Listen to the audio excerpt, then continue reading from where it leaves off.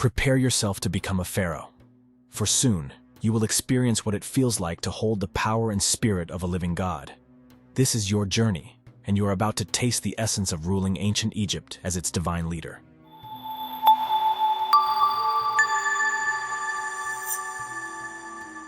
The year is 900 before Christ.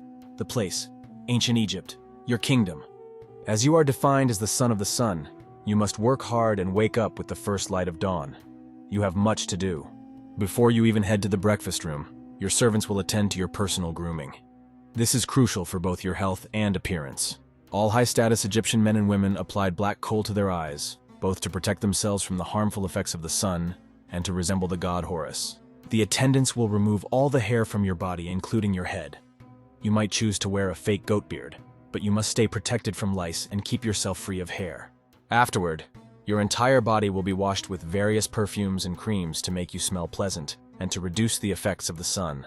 In those days, there was no way to get rid of the bothersome flies. They could become quite frustrating. However, some previous pharaohs kept servants whose bodies were entirely covered in honey. This way, the flies in the room would be attracted to the honey-covered servants instead. The day is just beginning, and have you noticed? Everyone around you is quite short. One of your ancestors, Ramses II, was known as the tallest pharaoh, and even he was considered towering at just 1.73 meters tall.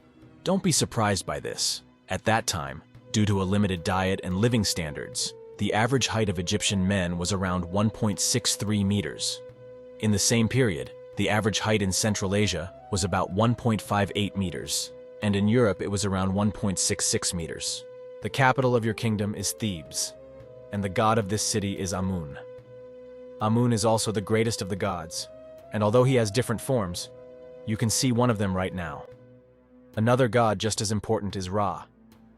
Look at him, the one with the interesting head. He carries the sun on top of his head because he is the sun god. Eventually, they will combine to form the Amun-Ra cult.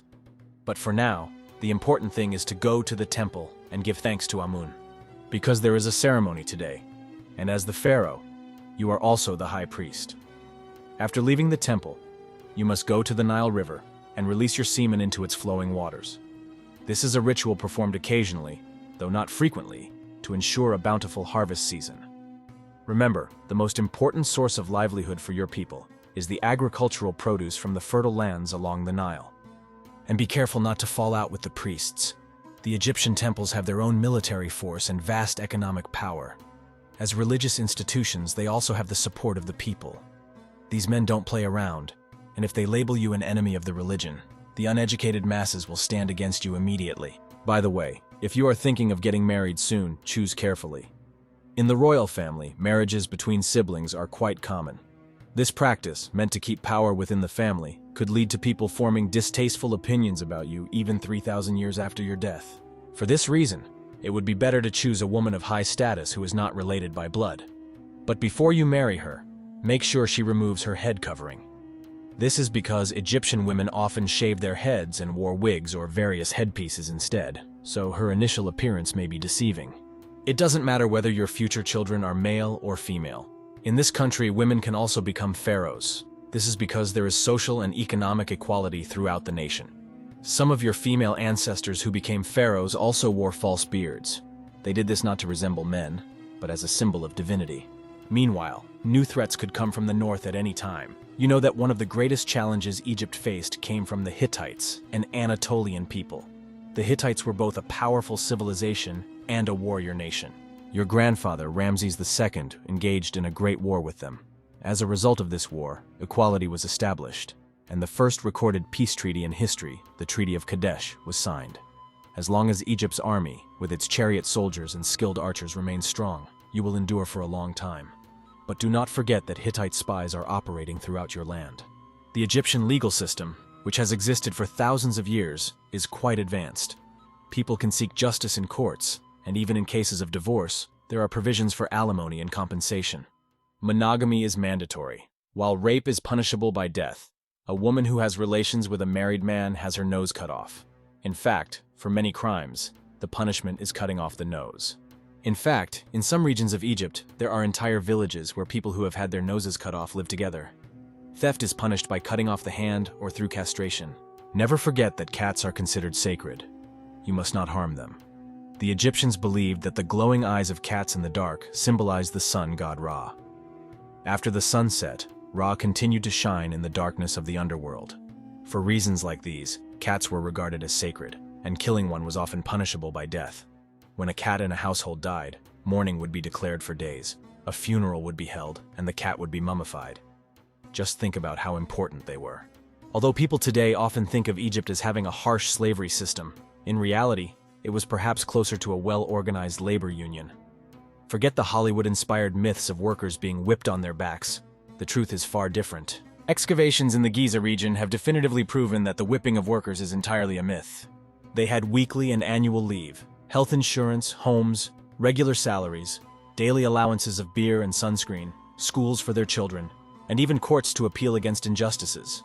Their marriages were also supported by the state, and couples were provided with homes. Due to a shortage of body creams provided to the workers, the first recorded labor strike in history occurred during the reign of Ramses III. Fortunately, everything was documented, so we know these details today. Interestingly, no archaeological evidence has been found to support the existence of the Hebrew slaves in Egypt as described in the Torah, which forms the foundation of the Jewish faith. Additionally, there are no records of such a population movement in Egyptian historical writings. When it comes to the pyramids, you could even have one designed for yourself. The interior of a pyramid is filled with various traps, narrow passageways, labyrinths, and cursed hieroglyphs. Their locations are often aligned with the stars in the sky. Its interior is filled with treasures, and every square inch is crafted with mathematical precision. For example, the Great Pyramid of Giza, built for Pharaoh Khufu, consists of 2.3 million stone blocks, each weighing several tons.